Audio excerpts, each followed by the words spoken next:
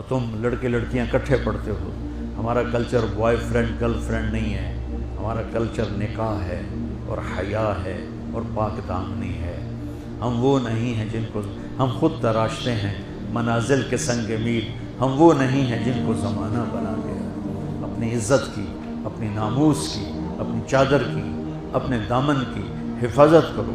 ہم اپنے والدین کی رائے کے ساتھ کرتے ہیں، شادیاں بھی نکاح بھی ان کی دعائیں ساتھ لے کر کرتے ہیں.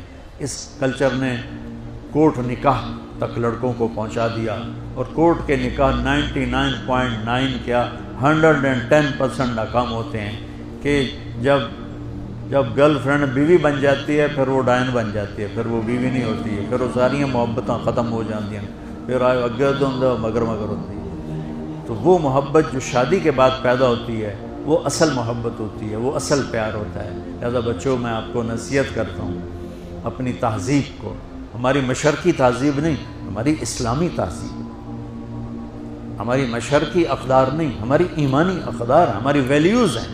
وہ ویلیوز ہمیں مشرق نے نہیں دی، ہمیں ہمارے نبی نے دی.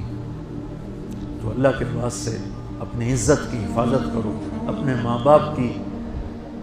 ہاں اللہ نے آپ کو اختیار دیا ہے پسند ناپسند کا، اس حد تک کوئی منع نہیں ہے، لیکن آخر تک ماں باپ کو ٹھکرا کے چلے جانا، اس ماں کو ٹھکرا دینا جس کی چھاتیاں لٹک گئیں تمہیں دودھ پلاتے پلاتے، اس ماں کو ٹھکرا دینا، یہ ظلم کبھی نہ کرنا، ورنہ کبھی ہرے نہیں ہو، کبھی سبزہ نہیں آئے گا، کبھی ہریالی نہیں آئے گی، کبھی خوشی نہیں دیکھو گے.